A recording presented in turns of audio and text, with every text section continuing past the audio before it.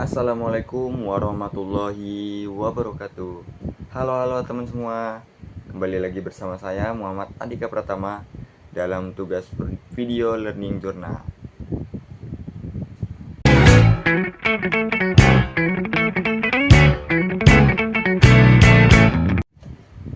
Nah, oke teman-teman, kali ini gue bikin video learning journal sama seperti yang minggu kemarin.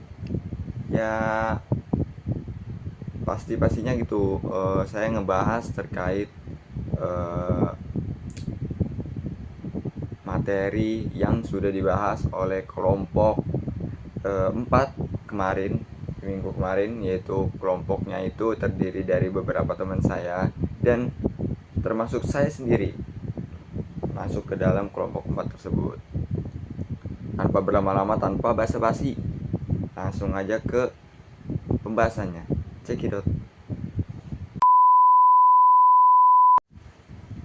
Oke teman-teman, karena minggu kemarin kan kelompok 4 termasuk saya dan teman-teman saya gitu membawakan materi tentang menyeimbangkan fakta dan kreativitas dengan teknik creative writing.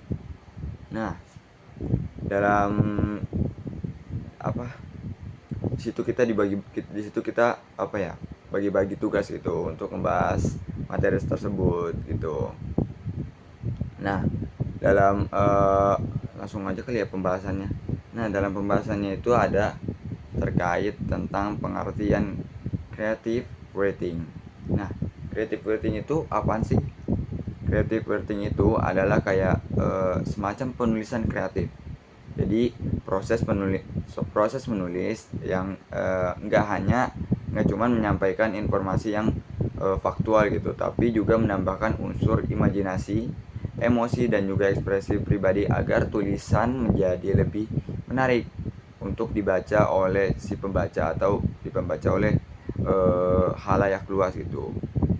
Nah, dalam konteks jurnalistik ini teknik ini sering digunakan gitu, sering dipakai dalam penulisan feature, terus opini, atau menggunakan penulisan yang menyampaikan fakta dengan cara yang lebih hidup gitu dan mudah dipahami tanpa menghilangkan si objektivitas dan akurasi berita tersebut atau penulisan tersebut.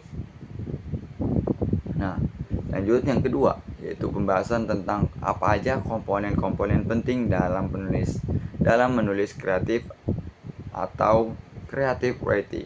Nah, di sini ada empat yaitu komponen-komponen dalam menulis kreatif atau creative writing, yaitu ada 4. Yang pertama itu ada berpikir kritis.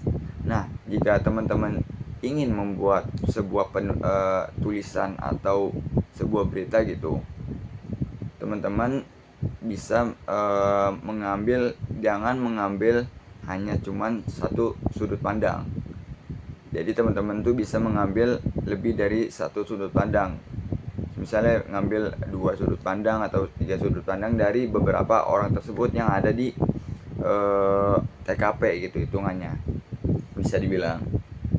Jadi biar supaya kalau teman-teman kayak pengaruh buruk media sosial pada remaja. Nah, teman-teman tuh tidak boleh kayak menyimpulkan gitu atau mengambil sudut pandang tentang buruknya doang gitu media sosial gitu, media digital terhadap remaja. Tidak boleh gitu ngambil sudut pandang yang buruknya aja.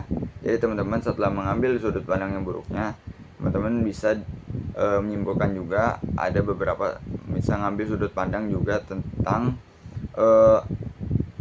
pandang baiknya gitu, jangan pandang buruknya doang. Pandang baiknya tentang media digital itu buat remaja tuh buat apa sih, kan bisa tuh pandang baiknya kayak media digital atau media sosial itu bisa dijadikan tempat usaha kecil, kayak kita jual-jualan kecil-kecilan gitu. Selanjutnya itu ada kepekaan emosi. Yang kedua ini ada kepekaan emosi. Jadi teman-teman tuh seumpamanya bikin kayak sebuah penulisan atau sebuah tulisan atau sebuah berita gitu, sebuah tulisan lah hitungannya, sebuah cerita, sebuah tulisan yang bikin si pembaca ini bisa merasakan emosi yang kita tulis gitu, atau sesuatu yang kita tulis menurut hati kita gitu. Selanjutnya yang itu ada bakat. Yang ketiga itu ada bakat. Nah, ketika semuanya teman-teman menulis tidak punya bakat gitu dalam menulis berita atau menulis feature, menulis opini gitu, tidak ada bakat gitu. Nah, jika bakat itu teman-teman itu harus cari itu bakatnya. Masa iya bakatnya datang sendiri gitu. Jadi bakat itu harus dicari gitu, diolah, ditelaah sama teman-teman. Jadi bakatnya itu kayak supaya teman-teman nggak bisa tidak punya bakat, nggak punya bakat menulis atau bakat menulis gitu. Nah, teman-teman bisa coba sering-sering menulis sebuah berita gitu. Nggak apa-apa salah atau masih ada kurang gitu. Nah, ntar kan supaya dikoreksi sama yang sudah ahli gitu, yang udah punya bakat lah sama dalam menulis gitu.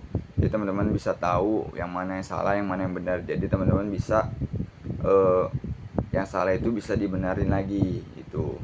Nah, seiringnya teman-teman kayak sering menulis gitu, pasti bakat menulis teman-teman tuh bakal muncul gitu. Nah, selanjutnya yang keempat itu ada daya imajinatif. Nah, semua ini penting untuk menghasilkan tulisan yang hidup dan memikat banyak audiens atau banyak memikat si pembaca. Selanjutnya itu ada 3 tujuan menulis kreatif atau creative writing dalam penulisan berita dan artikel. Nah, di sini ada 5, yaitu ada membuat informasi lebih menarik, meningkatkan keterlibatan pembaca, menyampaikan fakta dengan cara yang lebih mudah dan mudah dipahami oleh si audiens tersebut atau si pembaca, membantu pembaca mengingatkan informasi dengan lebih baik, meningkatkan ciri khas dan keunikan tulisan. Selanjutnya itu ada ragam jenis tema dalam berita kreatif, yaitu yang pertama itu ada profil sosok yang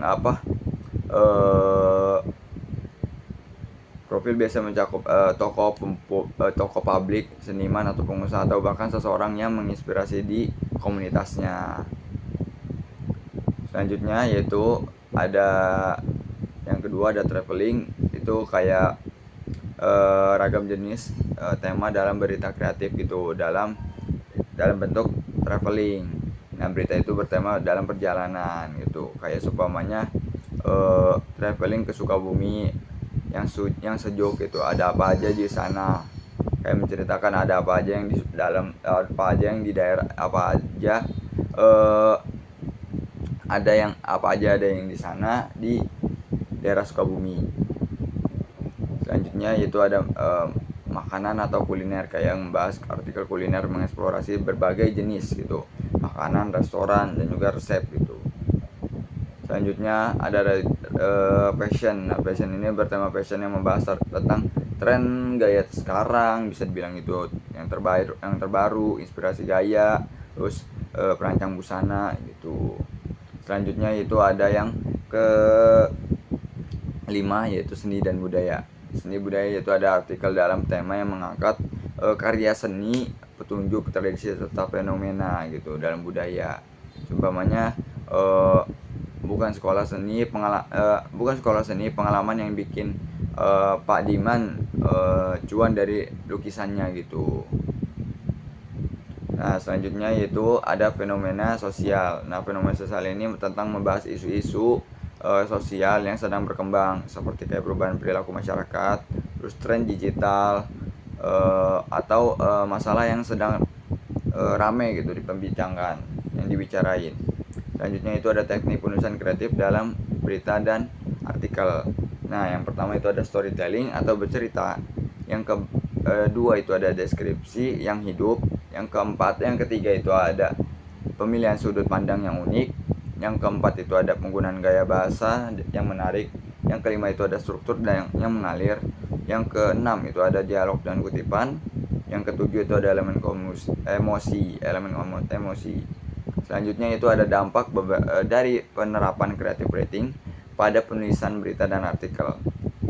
Nah, ini ada dampak positifnya, yaitu membuat tulisan lebih menarik dan tidak membosankan gitu. Kalau kita menulis menggunakan teknik creative writing gitu, kita bisa membuat tulisan yang menarik dan tidak membosankan untuk si pembaca ini membaca tulisan kita. Selanjutnya itu ada memudahkan pembaca untuk memahami informasi yang kita tulis gitu, yang kita beritakan. Selanjutnya itu membangun keterlibatan emosional dengan pembaca. Selanjutnya itu mendorong kreativitas penulis. Terus yang terakhir itu membantu pembaca mengingatkan informasi yang lebih lama gitu.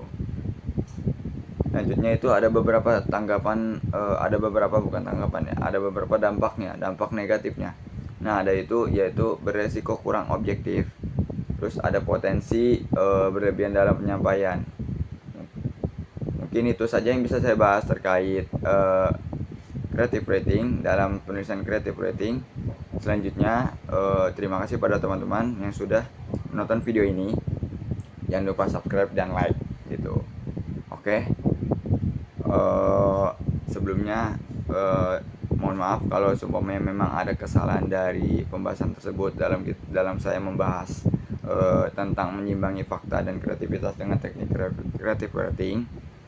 Kalau salahnya itu datangnya dari saya, benar datang dari Allah Subhanahu wa taala. Wabillahi taufiq wal hidayah. Wassalamualaikum warahmatullahi wabarakatuh.